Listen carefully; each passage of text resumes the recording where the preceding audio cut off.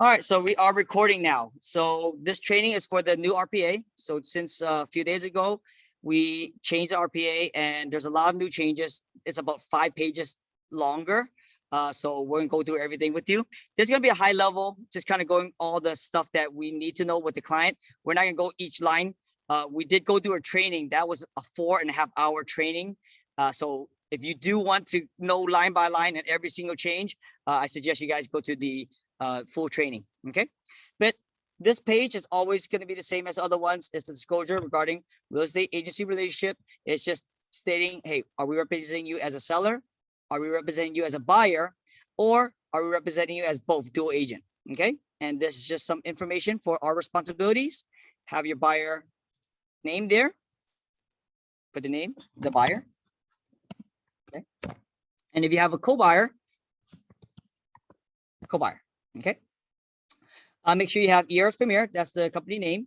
And then the DRE number for ERS Premier is 018-14868.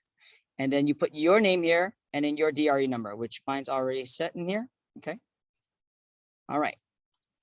On to the next. These are just legal terms, fine print.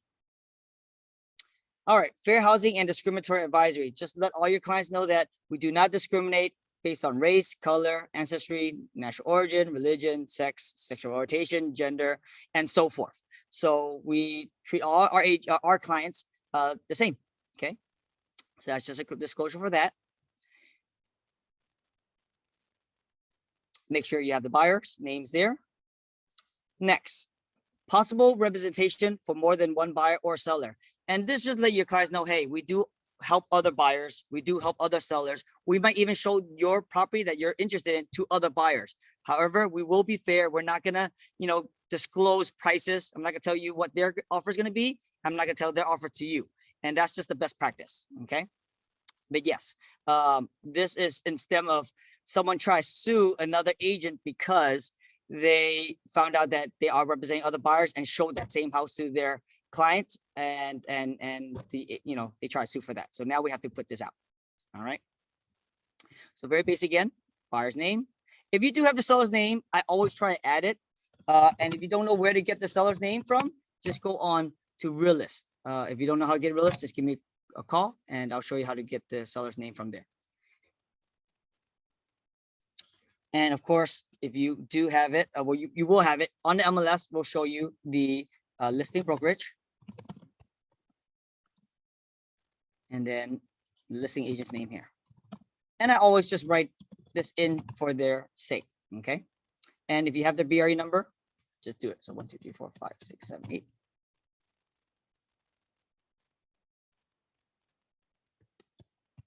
Okay, something like that. All right. Actually, mine's supposed to have a 0 here, not a dash. I'm not sure why I do that. Okay. All right. Moving along. Wire fraud. So wire fraud's really rampant right now. So always tell your clients before you ever wire any funds in to call title to verify the account number. A few years back, we actually had a title rep mention that $500 million in the year of 2018 or 2019 was stolen. That's a lot of money. So what happens is they will actually hack into either the agent's email or the escrow email or the TC's email. These hackers, they're very smart and they know what to look for. And they know when the transaction is going through, they're going to follow through. And then when it's near the end, where they remove the contingencies, the docs are in, they're going to say, hey, they go into their email and send a spoof email that says, it's time to wire your deposit. Please wire it to this account. And of course, it's an offshore account somewhere else. And if you send that money in, it's going to be very, very difficult to get that back. So make sure you tell all your clients, there's a fair warning. Please do not wire any funds unless you speak to escrow. Call them and make sure you get the right account number. All right. Other than that, address. So, just do 1, 2, 3 address. If you actually have the address, it'll actually automatically put it in. So just put the address in and that'll work. Okay. All right. So let's start with the actual RPA. So to fill this out, as you can see, some of the stuff has got filled out already because I did put the buyer's name earlier. I did put the address earlier. In the advanced one, I'll show you how to do MLS Connect, which will actually help you fill out a lot of this information as well, but for time's sake, we will just do the basic RPA training right now. So always remember to put the date. So a secret tip is double click and it will put today's date for you. Okay, make sure you have that. That's a must. Now, what's next is the city. So this one was Roseville. For some reason, it typed out all that. But you know what I'm gonna do? I'm gonna do something else. I'm gonna do 1, 2, 1, 1, and then main. Let's try this. See, when you do that, the city pops in already. But we have to do the county, which is gonna be Santa Clara. Okay. If you have the zip code, put it here. But you must have the, oh, you know what? They used to have a assessors parcel number here. They took that out. So that's a big difference from this RPA and the last. Oh, actually, no, it's still here. I apologize. So if you have our parcel number, it is going to be on the realist report where you get the seller's name. It's also on the MLS. Just look for APN. So, usually 3-digit number dash, random numbers. All right. And the reason why we do this, just FYI, if your clients ask, every city has a lot of main streets or First Street or First Avenue. The APN makes it sure that it's going to be the exact property that they're going to be buying. So that's the reason why. Okay. Another thing is make sure you type in if it's a listing broker that's not us, the seller. And of course, if we're the buyer, we'll click the buyer. If we are the actual agency that lists the property, whether or not it's you or another agent, make sure to click on both. Okay. So let me give you an example. If we have Raj that actually has a listing and then me actually have a buyer, we will still have to check both. Okay. But besides that, we'll leave it like that. All right. So usually you will not see more than one broker representing. Sometimes there are cases. Let's just say if I had a client down in LA that I wanted to be part of the deal, that's when I would click if I'm representing the seller or buyer with another brokerage. Okay. All right. So here's the really big difference from the old RPA and the new. They make everything that is important to the contract all up front right here. So it makes it very easy. We don't have to look at number 14 for the inspection contingency and look at number 17 for something else. Everything's on one side. So like the other one, we have to have the purchase price. So I'm gonna use an easy number, $1 million. Okay. Now, if it's an all cash, you check this box. Okay. And that will take all the financing stuff out. However, let's not do all cash. Let's do a loan. Okay. Close of escrow. Typically, I would do a date. Don't do a actual date. The reason why is let's just say I do 30 days from now, which is going to be January 17th, right? So now it's hard set as January 17th. What if I set the offer and they say, hey, we're not going to get back from the seller until Monday. Monday comes along, they accept it on Tuesday. We just lost 4 days on our contract. So never ever set a date and always put an actual date of once the contract is ratified. So normally it's 30 days, okay, for a conventional loan. Ask your lenders, the lower you put it, the stronger your offer. So I know some lenders, they're going to say, hey, I could close in 24 days. Some actually even say I could close in 17 days. Check with your lender. Every lender is different. If it's an all cash deal, typically it's going to be 7 to 10 days. And if it's an FHA deal or VA, those typically take a little longer. Again, ask your lender, but I usually put 40 to 45 days for FHA. All right. Okay. So expiration offer. This used to be near the end. Now they put it back in front. How long do they have for this offer? Usually it's 3 calendar days. If I put offer in today, they don't respond to me until the 4th day. Even if they sign it, we're not liable. We're not obligated anymore. Okay. Why would you ever change this date? If I was putting a very strong offer, especially like today, if I had a property that my client really loves, he's going to say, I'm going to put 150,000 above asking. I think that's a very good offer. I don't want them to show the next 2 days open house. I don't want anybody else to put the offer in. I want them to accept my offer. That's when I would say, hey, tomorrow morning by 10 a.m., you have to give me the answer. If not, this contract is no longer valid. This gives them a lot of pressure. So the sellers, if they go, oh, wow, I really like this price. I am okay with it. I don't know if I'm going to get any higher. I don't want to lose this. They accept it there and then. They don't have to do the open house. We get the offer accepted, and that's a great day. Okay. So that's the only time you will use this. Do not use this if you're putting a low ball offer, because it doesn't work. They're gonna just say, nope, it's too low. We're gonna just wait for another offer. Okay. Line D1, initial deposit. Typically, it's 3%. Okay. Sometimes they're gonna tell you on the listing that says, hey, we want you to put more. Cash offer is 10%, and that's the normal. Okay. So again, loans 3% of $1 million is 30,000. Okay, and then it actually shows right there, so you can verify. And typically we want to have the deposits in within 3 days, but as a common courtesy and professionalism, we try to get it next day within 24 hours, and that shows the listing agent that we're serious. Okay, I never put my listings on pending until I have the EMD in. All right, moving on to D2. Increase deposits.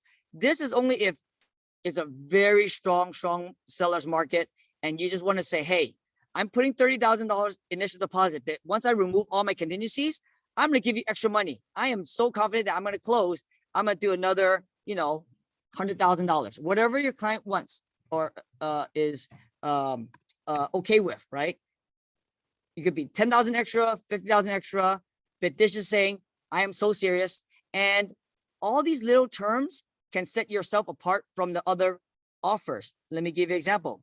Let's just say we have 2 offers. Both of them are $1 million. Both of them are doing 3%. All the terms of closing contingencies are the same, but you're going to say, I'm going to put additional deposit once I remove my contingencies. Most likely, they're going to accept yours instead of the other buyers. All right. E1, loan amount. So hopefully you know what your down payment for your client is going to be. Typically, it's going to be 20%. That's the national average, right? So 20% of $1 million will be 200,000. So your loan amount will be 800,000. So you put 800,000 here. Okay. And here's my trick. Typically, I wouldn't have to think about what the deposit is, what the down payment is, and then find out the loan. I always just go, okay, how much percentage are you putting? Let's just say they're putting 30%. I'm not going to calculate the down payment. All I'm going to calculate is 0.7. Hopefully you guys know your math. 0.7 is 70% of the purchase price, which is your loan. And I'll just do 1 million times 0.7. That would be 700,000. And that's what I would put here if it was a 70% or a 30% down. So again, let me show you. It should be 70%, which is correct. Okay. Now, if you want to put a exceed rate here, meaning, hey,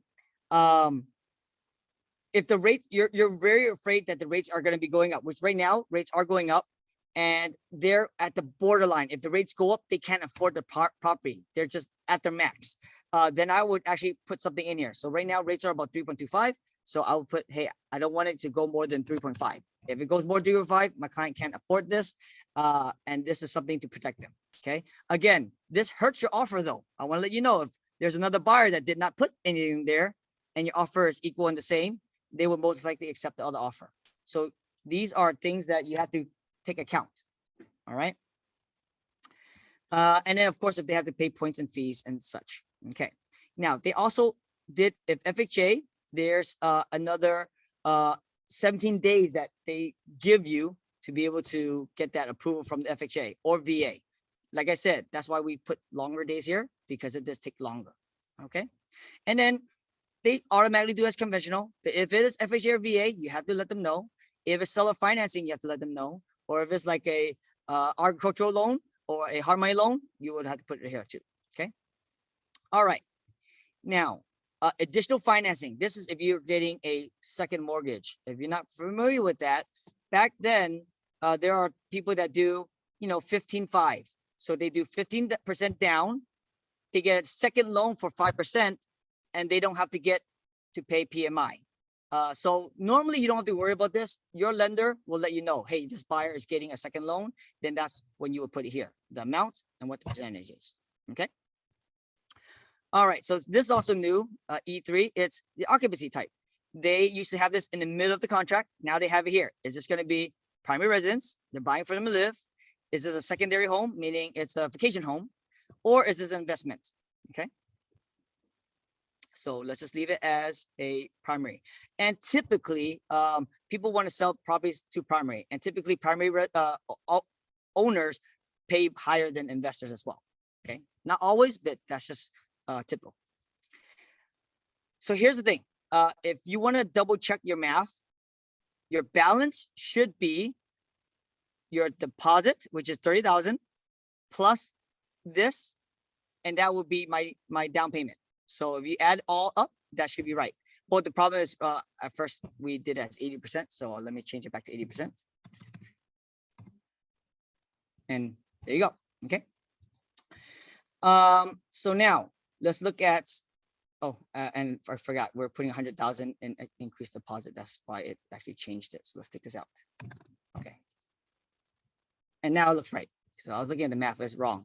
So again, 30,000, which is the deposit, plus 170,000, which is the balance, is 200,000, which is going to be the loan. So that's how you double check your math if you did it right. Okay. Moving on.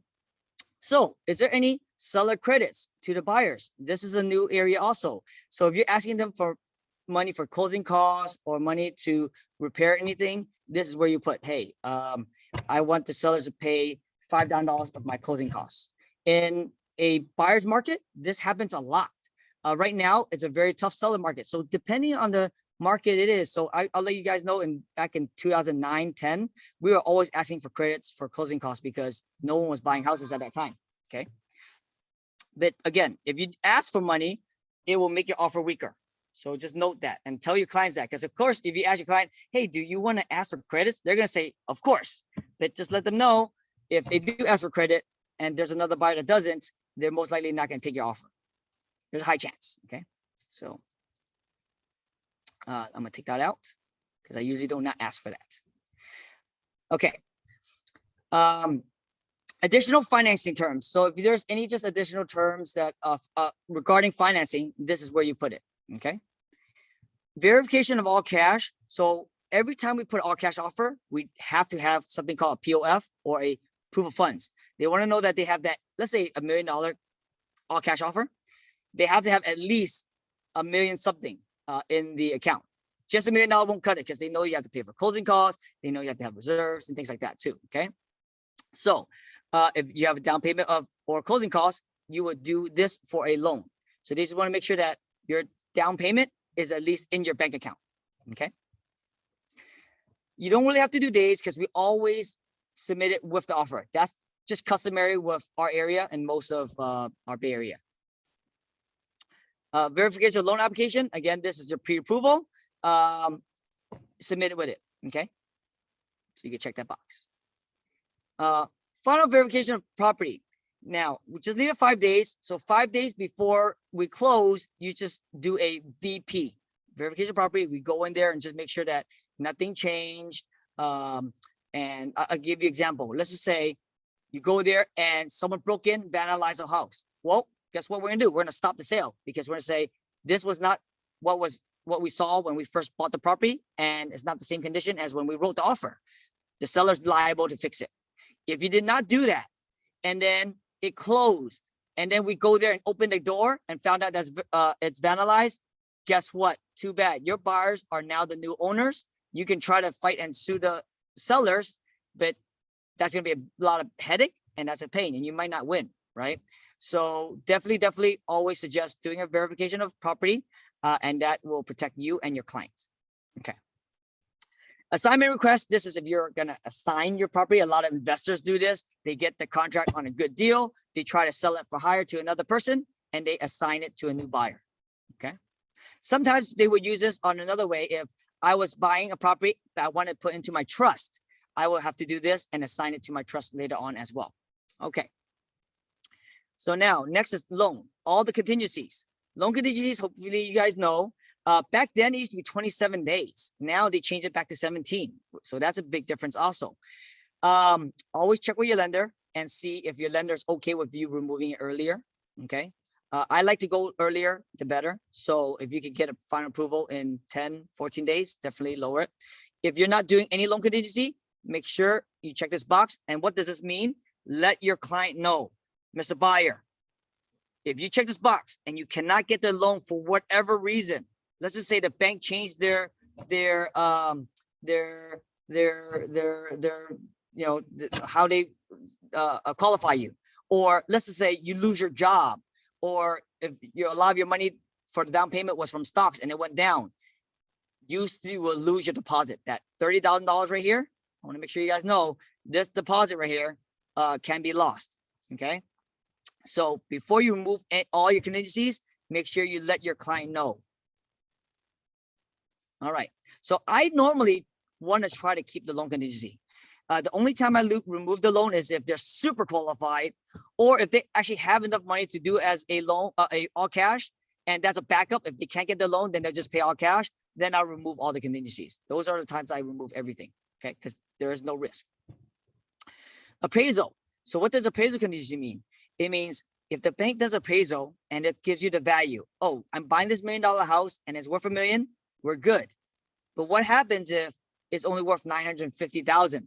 Well, guess what? Your client will have to come up with the difference if I have no appraisal contingency. So it means on top of that 200,000 that I'm putting down payment, I now have to put additional 50,000, or your buyer has to put additional 50,000.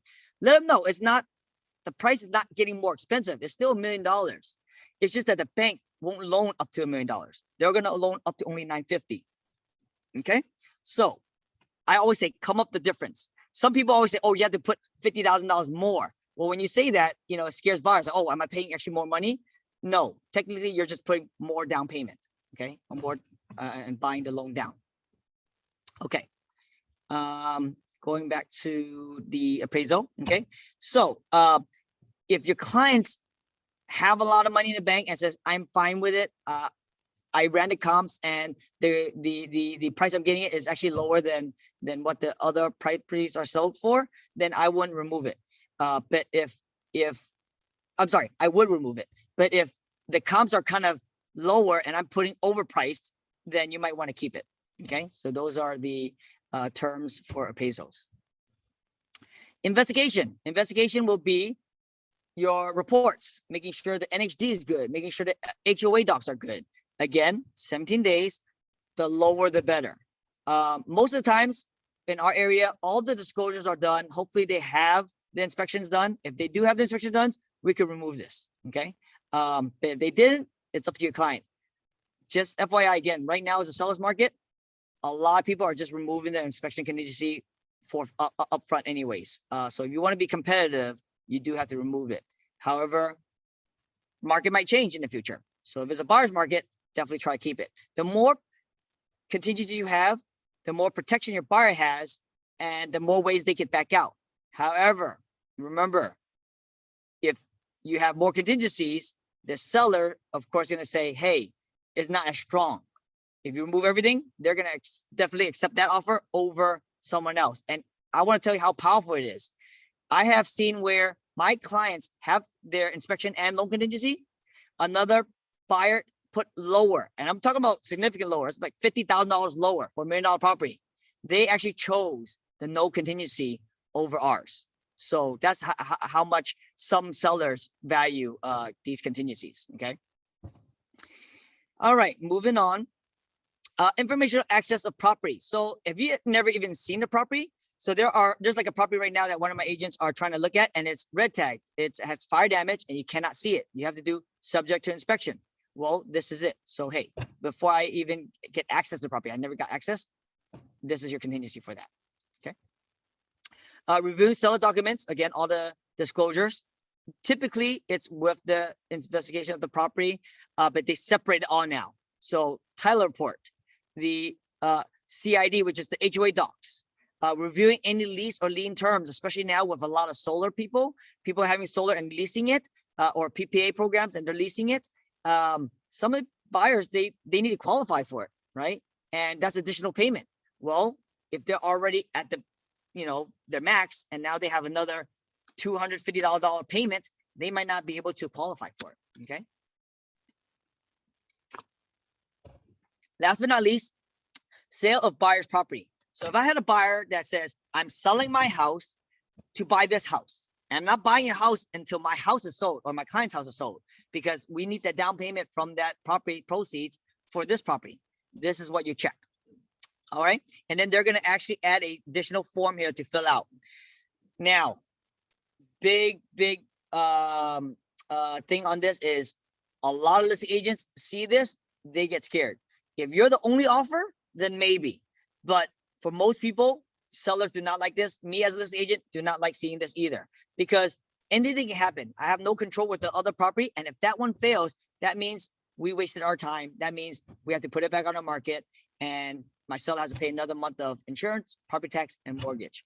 So try not to do this unless you really have to. Okay. I actually have both scenarios happen where my buyer says, hey, I'm selling that property, but I can afford this new one too. So I could keep that one.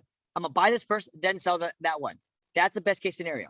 But of course, if they need the money for down payment, this is your only way you could protect your buyer, because if they close on this one and not on the other one, they can't close. They're gonna lose the deposit. Okay. So hopefully I explained this. And if again, any of these stuff that I go over, you don't really fully 100% understand, you can always send me a message and I will explain it better for you guys. All right, time of possession. This is when you will take property, take possession. We always just do it right when we are recorded. Okay, that's the very normal. But sometimes if they have a seller that wants to stay there for another week, you can change that. Just add an extra date. Okay. Now, is this a seller occupied or vacant unit? Well, on a closed escrow, are we doing it where we want them vacant, or are we letting the owner still stay there? We will give them amount of days after closed escrow. Here's the important thing. There's a less than 1 month, we will use a SIP. If it's more than 1 month, we will actually use a residential lease after sale. Okay. And this SIP one will be very one page, very simple, very easy. However, if you're doing the more than 30 days, it's an actual leasing agreement. And there's a lot more pages to fill out. Okay. Again, if you don't know how to fill these out, I would do a separate training for this and help you out with that. Now, if there's tenant occupied, so now we actually have to see the tenant occupied addendum. Are they staying? Are they leaving? And if we want them to stay, then we have them stay. If we want them to leave, we have to have it fill that out to have them leave as well. This is actually new now too. It's the document fees and compliance. So seller delivery of documents, again, just how long do they have to give us the documents? They're supposed to give us within 7 days of this contract. Most of the times we have all the disclosures up front. Sign and return escrow holding provisions and instructions. That's back then in page 10. Now I forgot what page it is, but I'll tell you, I'll put this out when we get to that section. It's a section where it's just the listing information, buyer's agent information, escrow information, that one section. Okay. Time to pay fees for ordering HOA docs. Hopefully the listing agent is great and ordered the HOA docs ahead of time. If they didn't, then they have 3 days after acceptance to provide that to us. Installing smoke detector, CO detector, which is carbon monoxide, and water heater bracing. These typically are going to be the seller's responsibility. And of course, they have to do all that within the 7 days of acceptance. Evidence of representative authority. Typically, it's if they have a power attorney, if they have someone that's representing them because they're incapacitated or old or whatnot. Okay. And then make sure they just initial here. Moving on. Items included. So back then it used to be just stove, refrigerator, washer, dryer. Now they list everything.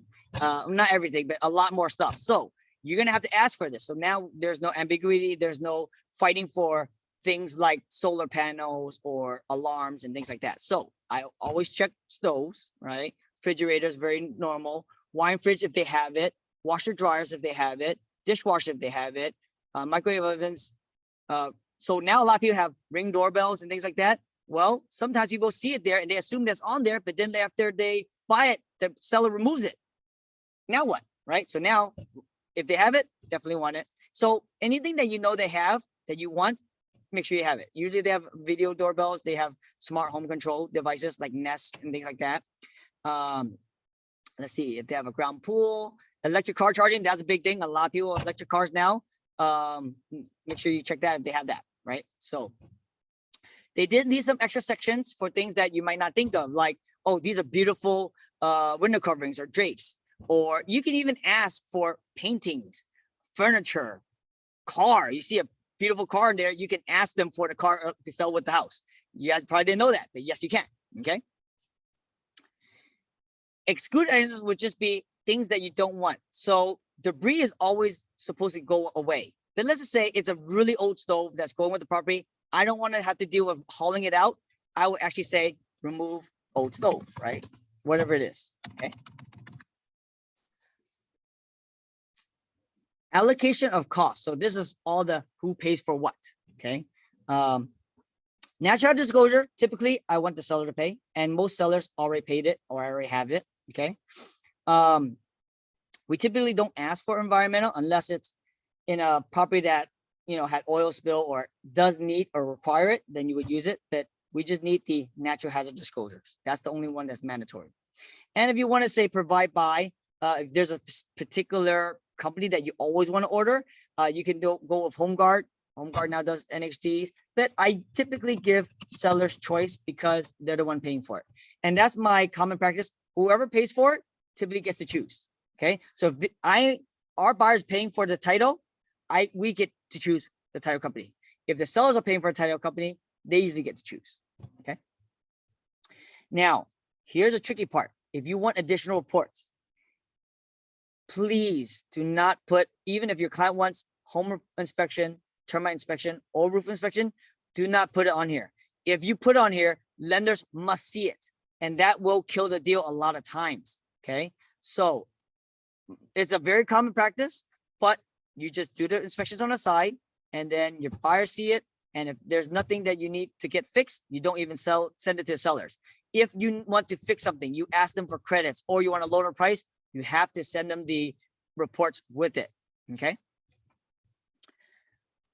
Smoke detectors and alarms, of course, again, we will have the sellers do it. Sellers are typically responsible for all that. I typically don't do these two, and a lot of offers that you see as a listing agent do not click any of these because typically there isn't any government required point of sale inspection reports. However, certain areas like in Oakland, a lot of East Bay counties now do a sewer lateral, then you might have to do this. And then you can see if the buyer pays for it or the seller pays for it. Next, escrow.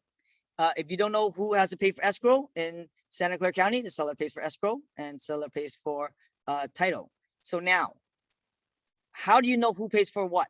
I might as well just bring it up. It's who pays what. And usually you could just do even any of these right here. And it should come with every single county.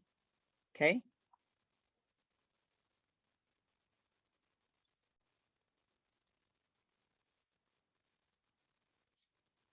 So Alameda County, it says buyer pays escrow, buyer pays for title. For Santa Clara County, which is where we're at right now, Santa Clara, seller pays for it, seller pays for it. And then of course the county, seller as well. And if you have city in any of these areas, then you have city, okay? And it's typically 50-50. So going back to here, it was seller, again, depending on what county and city you are. If it's county, the seller pays for it. And also if it was San Jose, it was 50-50. Make sure you check on both. Back then you do both, but then now there's a both. And then you just go 50-50. You have to put this because what if you don't put anything and then the seller goes, oh, since you said both, I'm gonna only pay 30% of it. Your buyer has to pay 70, right? So this way there is no argument. HOA. Now, HOA usually, again, sellers pay for HOA disclosures. And then if there's certification needed, the buyer pays for that. HOA transfer fees, you can see which one pays. I always ask the seller. Okay, as a buyer, that's customary that you ask the seller. Now, here's the thing. One thing I want to bring up is if you want to make your offer stronger, everybody else is putting offers like customary. But if my client tells me, Vince, I love this property. My wife loves this property. We have to get it. This is our dream home. It's right next to my parents. It's right next to my workplace. It's like the perfect house. I have to have this. What I would do is not go customary and just make sure my client just pays for all this. And that will definitely make your offer a lot stronger, right? Because again, your seller's gonna see this, wow, this buyer is gonna pay for all my closing costs too. I'm gonna give it to this buyer, okay? But best is to use what's customary. So again, whenever I put offers in, I always ask my clients, how much do you like this from 1 to 10? If they say it's an 11, that's when I would do this, okay? So, all right, private transfer fees. If there is any private transfer fees, typically there isn't, but some, areas might have a golf community that has a private transfer where there's security or something like that. Then you put that in there, but they will state this on the MLS if there is. Okay. Next, any other fees or costs? There's just separate areas that you can put it in. Okay. Home warranty plan. You have to fill this out. Okay. So do you want the buyer to pay for it? Do you want the seller to pay for it? You want to do 50-50? You have to tell them what not to exceed. Typically for me, I ask sellers to pay for it. Okay. But sometimes if it's a great client, I am actually would type buyer, but then I tell my buyer, I'll cover it. So like I mentioned to Debbie earlier, hey, you want to get some clients right now? Say, I have a special Christmas promotion. Anybody that buys a house for me, I'm paying for 1-year warranty for you. I'm gonna take care of your closing costs and also pay for your inspections. Now you're gonna get a lot of people that go, oh, I was working with this agent. He wasn't doing that for me. I'm gonna switch and go with you, right?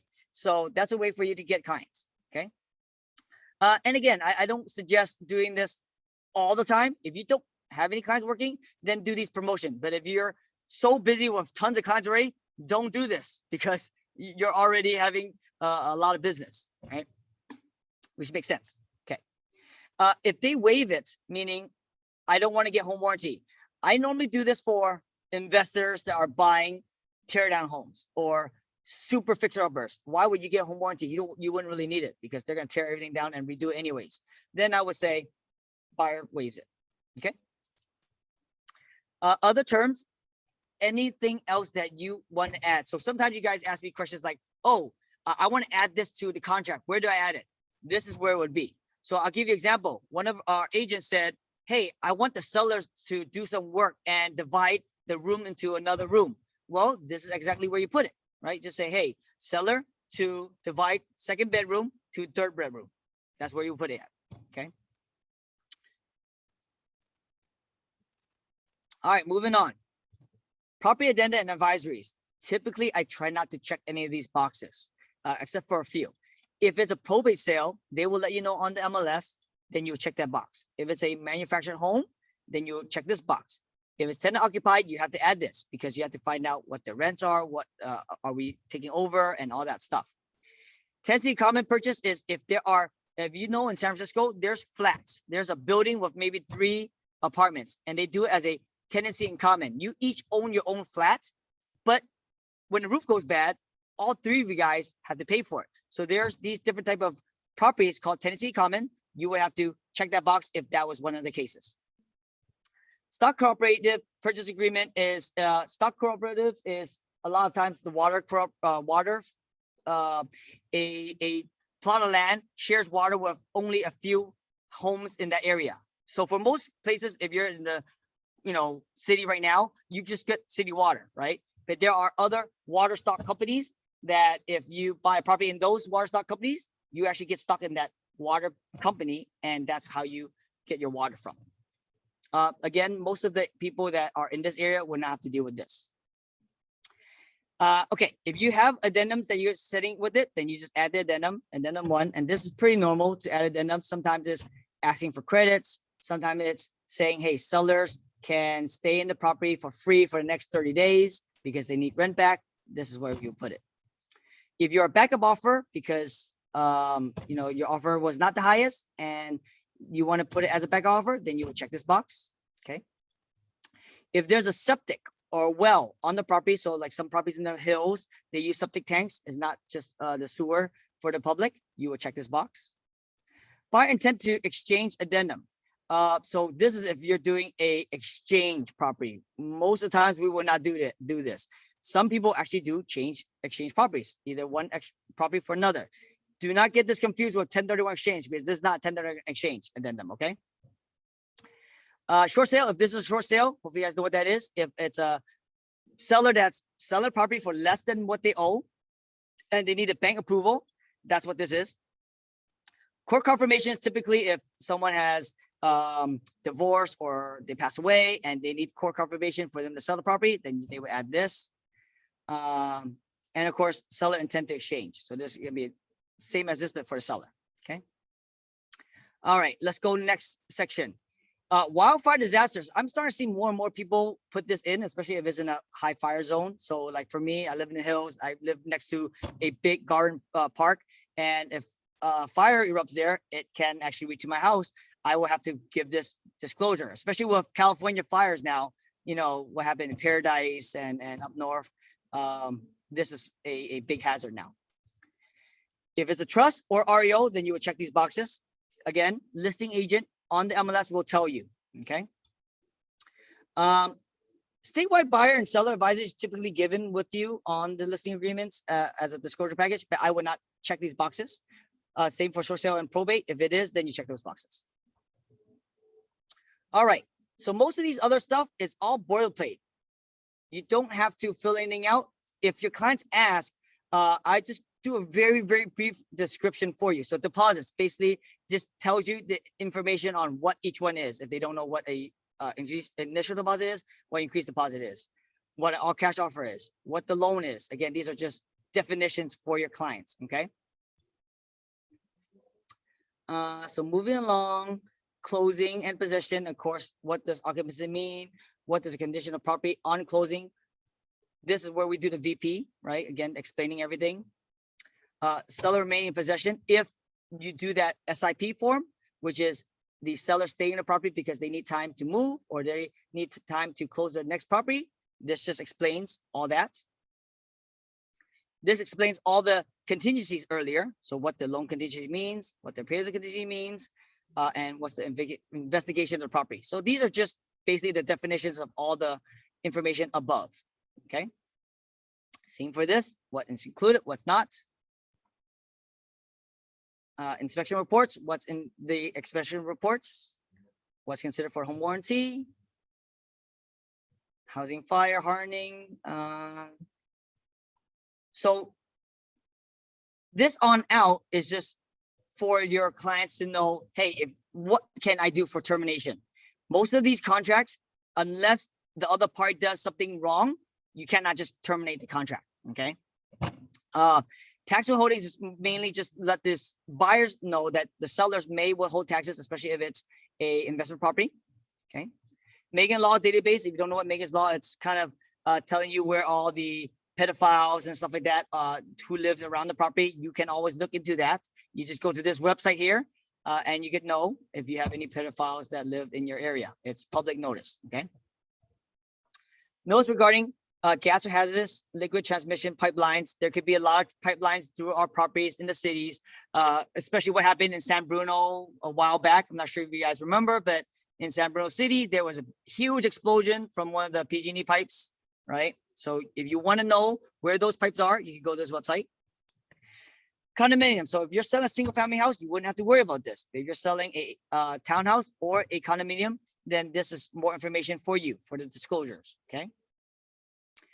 We will give you an NHD report, which is a natural hazard disclosures, which is going to talk about all the natural and environmental hazards in the area. We have a booklet that we're supposed to give to all our buyers, or sellers supposed to give our buyers an environmental hazards booklet, which talks about lead-based paint, talks about radon gas, asbestos, etc. All right, all known material facts. Sellers supposed to give all facts. Typically, it's in the TDS and SPQ. Okay, they have to disclose everything they know. Buyer's investigation. Here's all the matters that affects your property.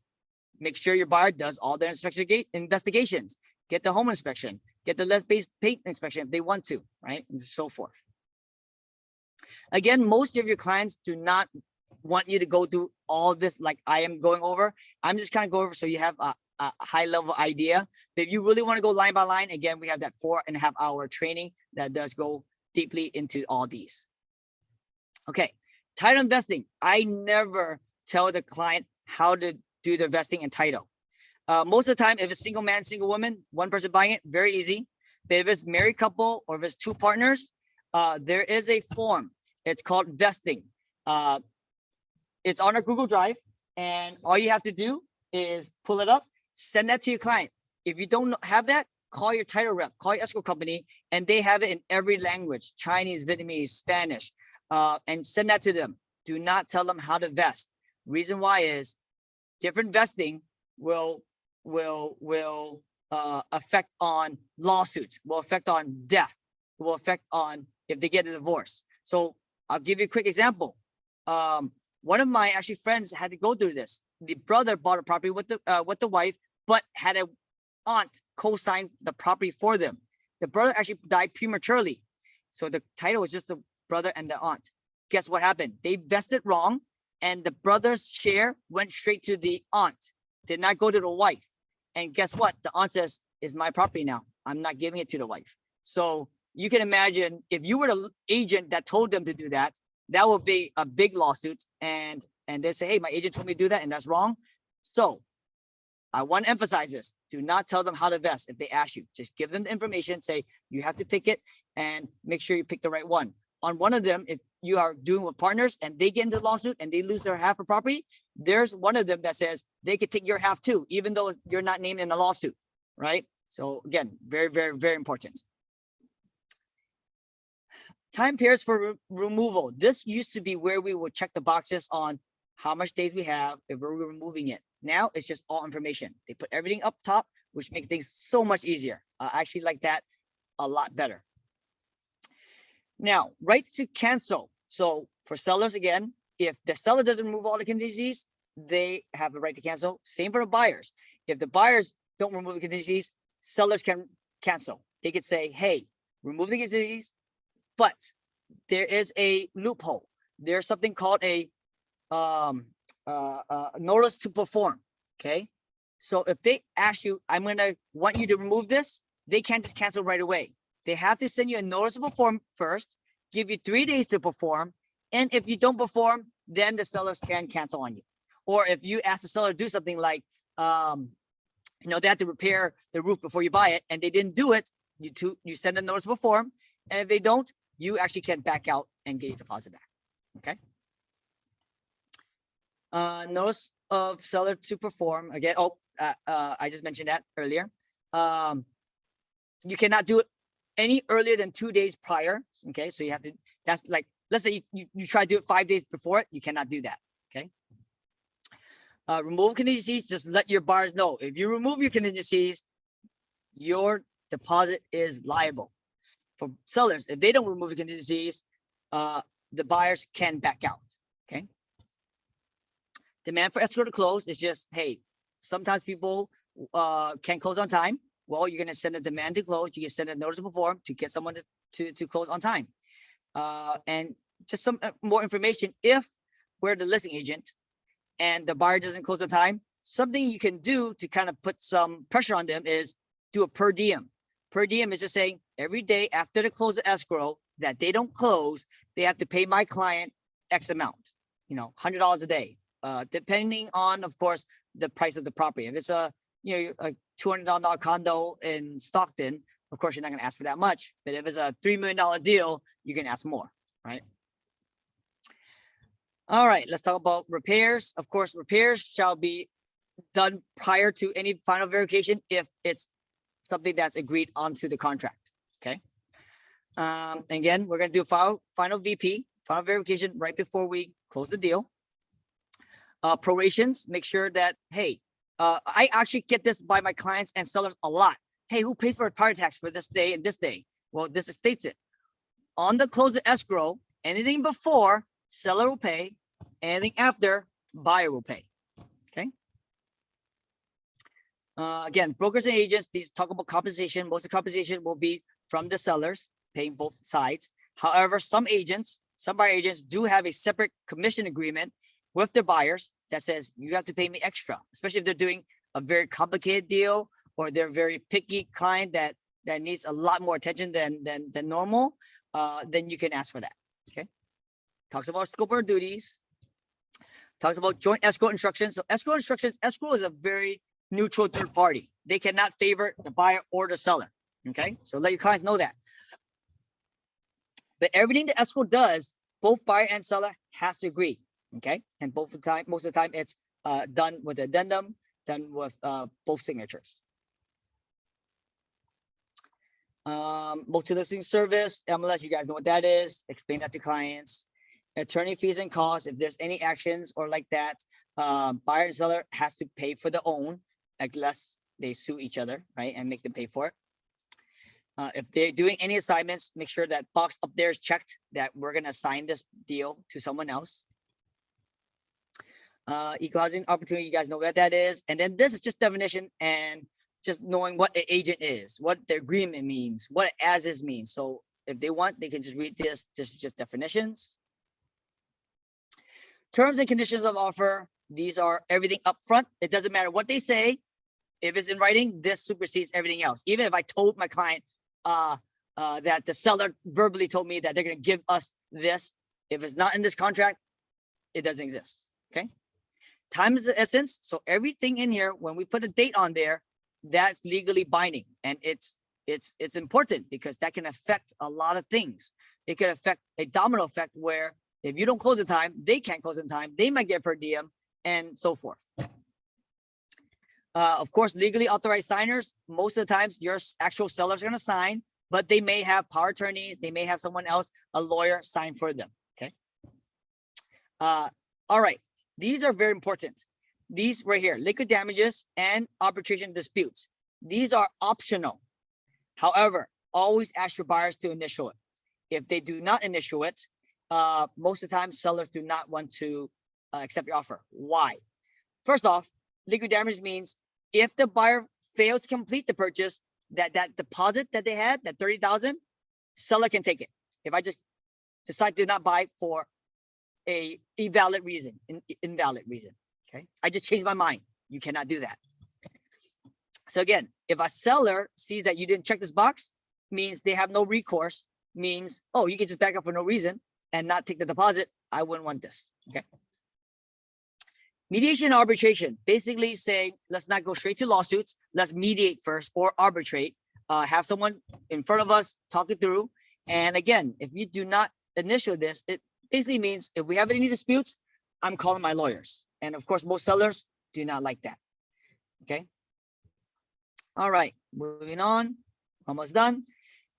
Buyer's offer, expiration offer. Remember, the one earlier, we used to put it here that, oh, it's only valid for 3 days. And if it's a strong offer, hey, I want to put some pressure and do only 1 day. Well, this just explains it now. Okay. Entity buyers means, hey, I'm buying this under LLC, corporation, and you will click this box, and then you are the authorized signer for that corporation or for that LLC. All right, buyer signatures, very easy. Acceptance, this is pretty cool now. This is a very new section that says, hey, if the seller says, I am accepting it, but I have a counter, or I'm accepting it, but you guys are backup, they will check this box for you. Okay. Seller then signs here. Earlier on top, remember I said these are the escrow instructions, and I forgot what the other term was. Let me just kind of go over there and explain it.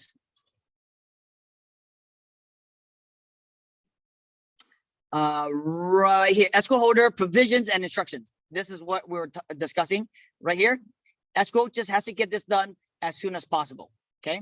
And then our TC always needs a copy of this page where it has our information as a buyer, seller's information, and then the escrow holder acknowledgement. This is very important for our file. So make sure we have this. And typically, if they're a good escrow, they'll get it within a day or two of us getting an acceptance. All right. Now, presentation of offer.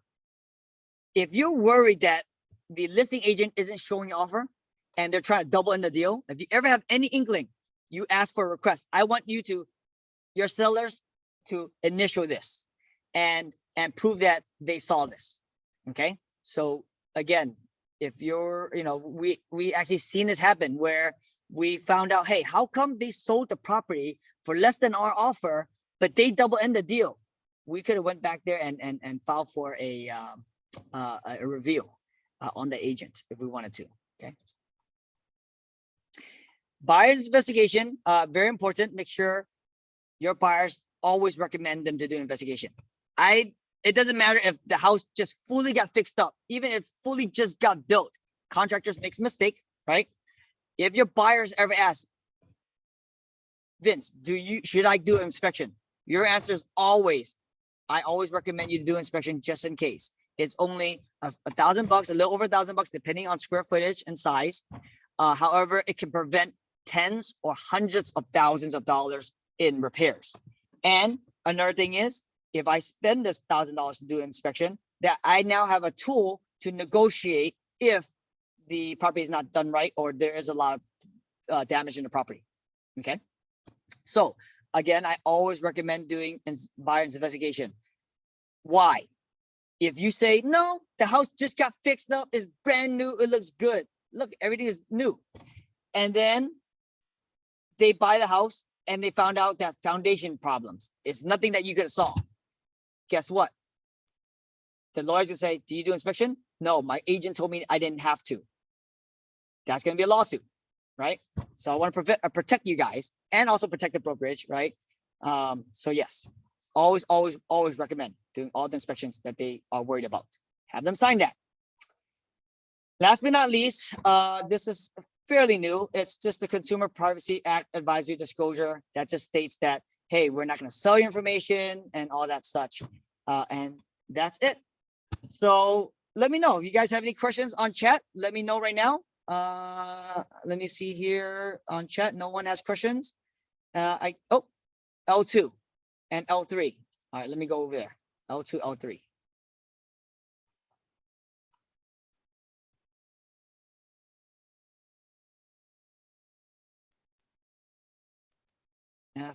FHL2. Oh, okay. Oh, we talked about this. So these are just how long you want your contingency to be. L2 is your appraisal contingency. So remember, you have three main contingencies: your loan, appraisal, and inspection. And if you check no appraisal, if it doesn't appraise, your client has to cover the difference. If you say, hey, no appraisal, there is appraisal contingency. If I buy for $1 million, it only appraised for $950. I can go back to the seller and say, hey, it didn't appraise. You better lower your price. You lower to $950 or my buyers could walk. And your clients will not lose the deposit because of it. Okay, because they have that protection. Think of contingencies as a protection. L3 would be investigation, would be the inspection. So Vince, can I ask? Yes. Sorry. Sure. So my question was, an L2 over here, for example, sometimes, when you're buying properties and it's not going to appraise, you want to put a cap. Can you put the dollar amount here? Let's say our purchase price is $1 million.